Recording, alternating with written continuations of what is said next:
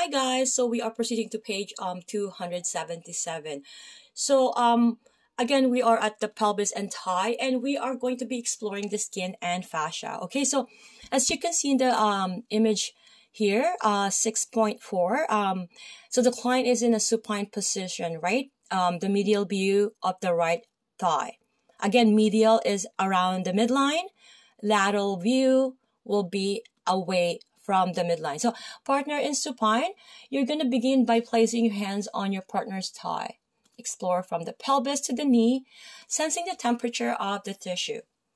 Be sure to access the thigh's medial and lateral sides as well. So you sink your hands into the thigh and gently twist its tissue in opposite directions. Take particular note of its thickness and elasticity.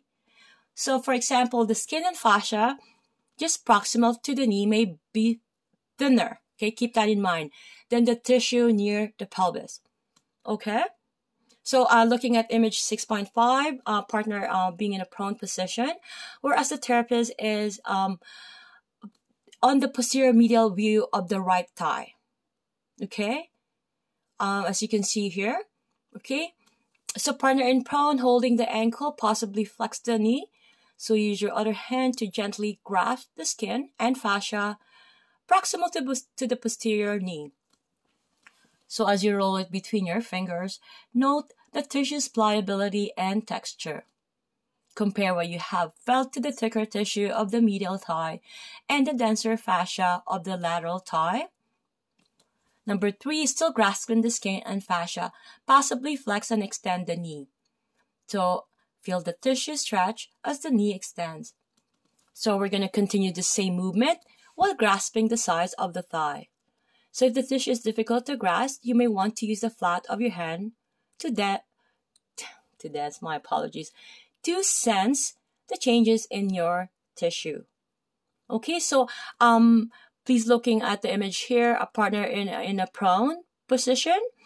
In a superior lateral view, okay? So as you can see, the client, again, if the therapist has to deal with the buttocks, the gluteal area, again, this is another sensitive area that we need another extra form for sensitive area that has to be signed, and we need to have informed consent. What does informed consent mean?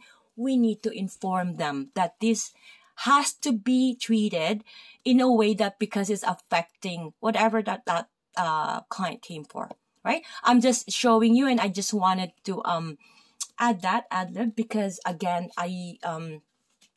otherwise you guys will be reading this on your own, right? So it's really important that I add a little information here. Okay, but I'm gonna limit my time always, okay, to less than 5 minutes so that TikTok I could post it on TikTok.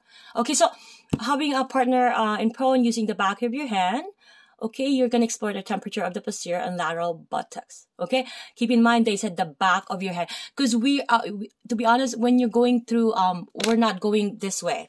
Like the fingers, sorry, I didn't come by and I was doing my gardening. I have to show you my garden. So you can't go this way. You have to go this way, okay? Let's say this is the pelvis area, right? We cannot go this way. We have to go this way. These fingers are not, or we can feel it with our back, with the dorsal. Okay. Okay, it is posterior.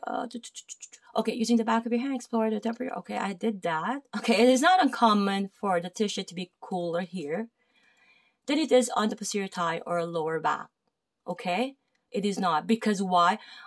It's a large muscles, right?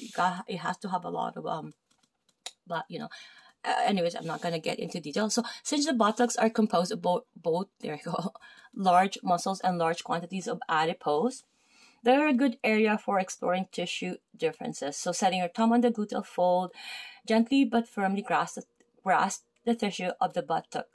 Okay. Try grasping just the superficial skin and fascia, sensing its gelatinous quality. So then grasp a bit deeper and feel the thick, striated mass of the gluteal muscles. Okay, I'll see you guys on page 277.